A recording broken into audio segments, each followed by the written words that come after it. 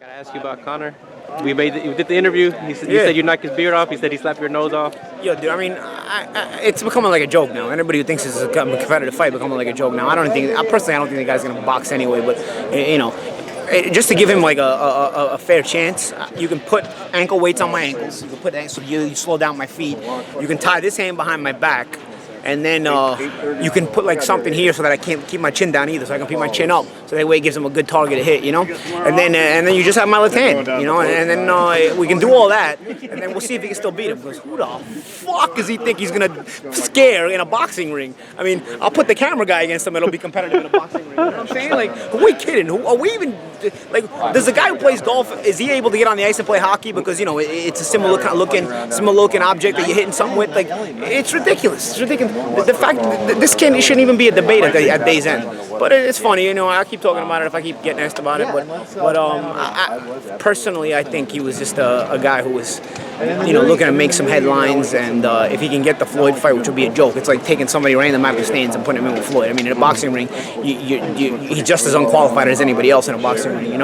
I don't think the guy, seriously, I don't think the guy's boxing skills, after having seen that sparring session, I don't think the guy would win the New York City Golden Gloves. I don't think he would. I think he gets beat in the New York City Golden Gloves. So the fact that you would put a guy that probably can't even win the New York City Golden Gloves and put him in with the best fighter in the sport is almost laughable. Put him in with a guy like me, a two-time world champion, it's still laughable. It's comical.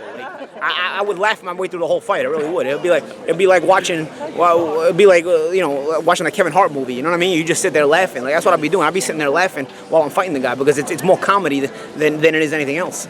Man, so does he ever step foot in the ring either with you or anybody, or is it just? I don't think so. But you know what? If he wants to keep having fun talking about it, I'll keep having fun talking about it too, man. We're all allowed to talk about it, right? You wanna bullshit, you bullshit right back to you, Do you think he was lying when he said he didn't know who you were? You think he was just saying? Yeah, of course. He watched Floyd fights, bro. He was in the U.S. for a lot of his fights, a lot of his training camps and whatnot. I mean, if you know who Floyd is, you know who I am. I call Floyd's last 6 fights.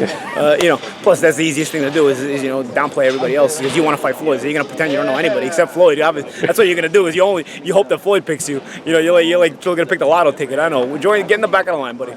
Get in the way back of the line.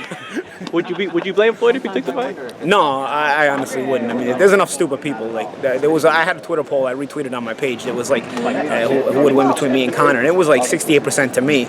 But I was laughing that there was 32% of people that thought this guy would win. You were talking about I'm shot. I'm there. Who cares, bro? I'll fight him on all fours and just punch at him that way. You know what I mean? What's he gonna do, really?